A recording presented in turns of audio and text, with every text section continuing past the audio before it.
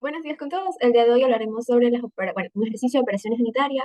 La primera parte la voy a explicar yo, mi persona, Iván Pazmiño, y la segunda parte mi compañero Elías Andrade.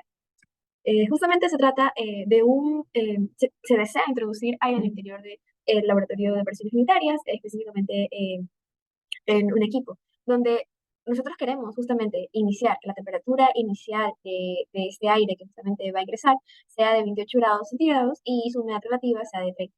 Démonos cuenta que justamente humedad relativa es baja porque el objetivo es que esto aumente una vez que pase por la corriente de agua.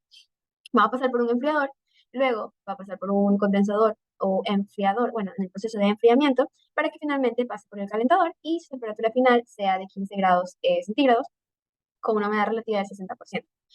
Teniendo estos dos datos iniciales y sabiendo que cuando pase, es decir, una vez que pasa por el sistema de acondicionamiento de aire, el cual consiste en un enfriamiento hasta una temperatura de rocío, es decir, que la temperatura 2 justamente va a ser igual a la de rocío, lo que significa que su temperatura de saturación será el 100%. Por lo tanto, estaremos hablando de una saturación de 100%, lo que va a quedar más claro cuando veamos la tabla ciclométrica a continuación. Listo. ¿Para qué nos sirve la tabla ciclométrica? Es decir, es un conjunto de propiedades que nos van a ayudar a medir la condición del agua en ese momento.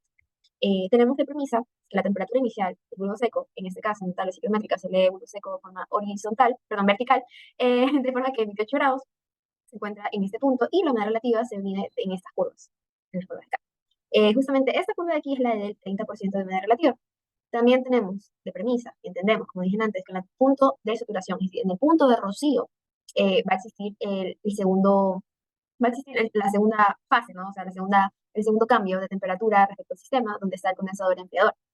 Y sabemos que la temperatura 4, justamente la condición final, luego que sale del calentador, es una temperatura de 15 grados con una humedad relativa del 60%. Entonces, 15 grados, y esta curva justamente de aquí es la del 60% de humedad relativa. Eh, ¿Qué esperamos con esto? Es que sabemos la trayectoria de este punto debe ser recta, y de ahí, justamente, de este punto a este punto, la temperatura de saturación, es decir, la temperatura de rocío, se debe mantener a lo largo de esta trayectoria, y luego en este punto 3 que vendría a ser la salida del condensador enfriador para ingresar al calentador, sería este punto 3 donde justamente cae en aproximadamente 7,5. Otro valor que vamos a requerir en nuestros cálculos más adelante será justamente el volumen específico. El volumen específico se mide justamente paralelamente a estos líneas. Como nuestro punto de interés es el punto 4, trazamos una línea paralela a estas curvas y quedará justamente en 0,82 aproximadamente. Ahora pasamos al Excel, donde hemos desarrollado pues, fórmulas para poder explicar lo que nos pide, ¿no? La temperatura de la entrada del calentador, como lo había mencionado, es justamente la temperatura que cae en el punto 3, que es exactamente 7,5. En sí, la de aquí. También nos piden literal el calor removido en la etapa de enfriamiento y el calor agregado en el calentador. Una vez que ya identificamos justamente este punto de acá, nosotros requerimos obtener la entalpía de entrada y la entalpía de salida, es decir, H1 y H2.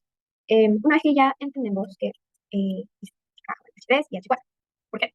Porque justamente de H1 a H1, de H2 a H1 y H4 a H3, va a haber justamente estos calores que estamos nosotros preguntándonos. El volumen es justamente el tamaño de la torre, que entendemos que es 10 de ancho, 7 de altura y 30 de largo. Ahí tenemos justamente el volumen en metros cúbicos, el volumen específico ya lo tenemos. Y para el calor removido sabemos que la ecuación de calor es la masa por la diferencia de las entropías. En este caso, como estamos interesados en la etapa de el enfriamiento, nuestros entropías interés va a ser entropía 2 menos entropía 1, de justamente las etapas que había mencionado anteriormente. Esto también lo podemos ver acá. Entropía 2 menos entropía 1, porque hablamos de la etapa del enfriamiento. Asimismo, para el calor agregado, estamos hablando de la salida 4 y la entrada 3, ¿sí? Salida 4, entrada 3. Y eso vendría a ser la diferencia de las entropías, y la masa pues se sigue manteniendo, porque no se habla justamente del cambio que existe desde el ingreso hasta el final de la misma masa, sin haber, en este caso, pérdida de calor alrededor del sistema. La siguiente parte la va a continuar mi compañero. Listo, buenas tardes. Mi nombre es Elías Andrade y yo voy a hablar sobre lo que es el tema número 6D. El tema C nos pide hallar lo que es la cantidad de agua condensada. Nosotros previamente hallamos el calor removido utilizando las entalpías de entrada al enfriador y salida al enfriador, de entrada al enfriador condensador y de salida del enfriador condensador.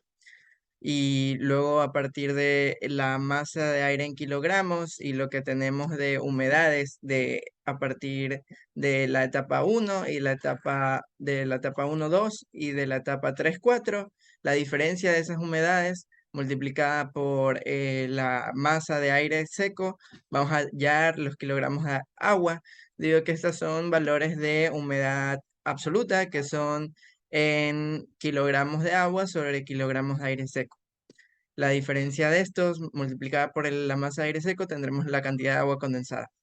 Y lo final es hallar el tema D, que es realizar un diagrama de las temperaturas de entrada y salida del del enfriador condensador y el calentador, donde primero entra con una humedad relativa del 30% al enfriador a una temperatura de 28. El enfriador baja esta temperatura hasta 8.5. El condensador pasa de 8.5 a 7.5 y el calentador pasa de ese 7.5 a una temperatura de 15 grados Celsius y una humedad relativa del 60%, que es lo que vemos aquí finalmente.